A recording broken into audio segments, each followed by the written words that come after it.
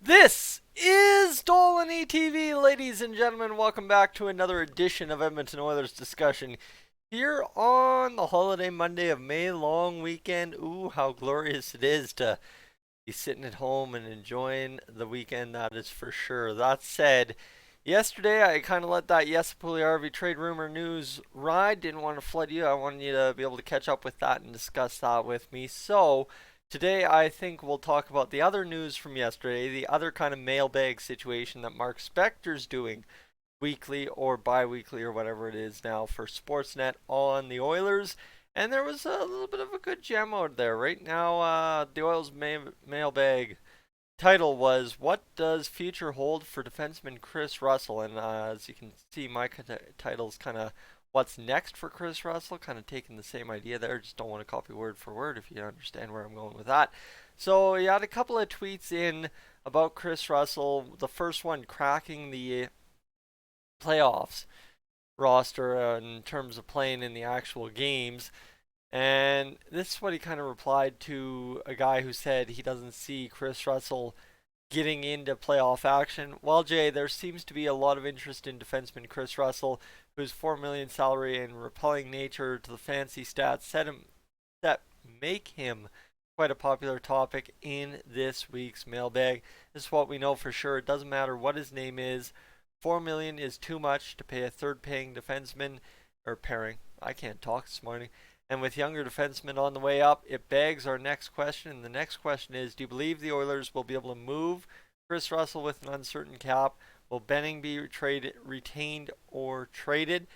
Well, here we go. The next response is, GM Ken Holland's ability to move Kris Russell's contract will impinge on what the GM will offer Benning, a fellow third pairing guy who is a restricted free agent with arbitration coming out of a $1.9 million deal. Benning turns 26 this month and is properly priced for his role. You know what, 1.9 mil for what Benning brings, especially when you start digging fancy stat wise, not too bad realistically, and Mark Spector's bang on the money there. In an ideal world, a GM moves out the older, more expensive player while keeping the younger, cheaper one.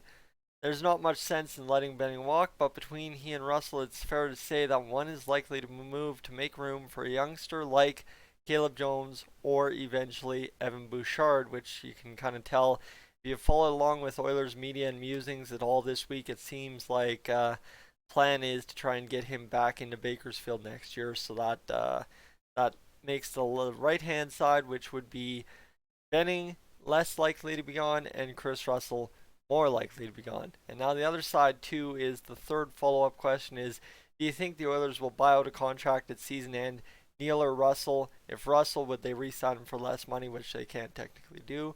And simply put, unless the NHL offers up a compliance buyout as they did last season, Mark Spector, thankfully, and I mean this would be my opinion as well, does not see Ken Holland buying out anyone this summer. A simple check of cap friendly, my friends, tells you why the Oilers can't buy anyone out unless there's a compliance buyout. All right, you want to know all the dead cap? I'll give you the dead cap figures right now. Dead cap figures: 750 for Milan Lucic next year, 750,000.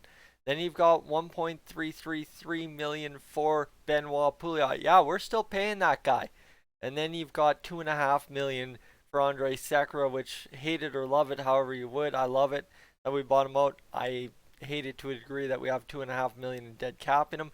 But you know what? It had to be done. We weren't going to get anything for him at a $5.5 million cap if you can't trade Kris Russell at a $4 million cap. So that's what Mark Spector's figuring for a guy like Kris Russell. All right, that's the inspiration.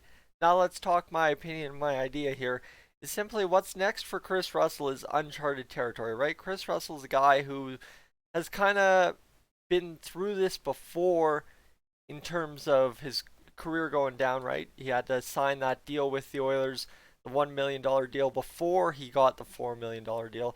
But keep in mind that it's uncharted territory because we're talking about Kris Russell ending his career on the backswing here. Was it? It was a $3.1 million. Oh, okay. I did not know it was a $3.1 million deal with the Oilers in 16-17. Okay, my bad. I'll take that back. 3.1. I thought it was only a $1 million deal, but he came out of Calgary and I believe it was Dallas actually. He left, signed a $3.1 million deal with the Oilers on October 7th. All right, I'm wrong. Sorry, my bad. That said, all in, all done. End of the day, right? Is Kris Russell is coming out knowing that he's not the player he used to be, knowing that at the same rate he's got a different different situation ahead of him because you look at the contract, right? He's got a modified no trade clause NMC, which is a not no movement clause for 2020 2021, and he's still locked in at $4 million. Well, that's a hard hit to take. And the thing with Kris Russell though here is a team might be a little bit more inclined to pick him up based on he has a signing bonus of $1 million and the base salary is technically only $1.5 million. So he's kind of gotten paid his big money the past 3 years. But realistically, right, no trade, no movement, and no spot on the Oilers is kind of what people are starting to figure out when you start talking about the youngsters coming up and stuff for next season. So, what do you do? What's next for Kris Russell? Well, realistically, like I said, it's uncharted territory because we've had a guy that's been a mainstay on our blue line for the past, well, simply since 16-17. He's seen this Oilers team in the playoffs once already, and a guy who's had varied seasons, right? You look at Kris Russell, and I mean, I always harp that he's not offensive enough.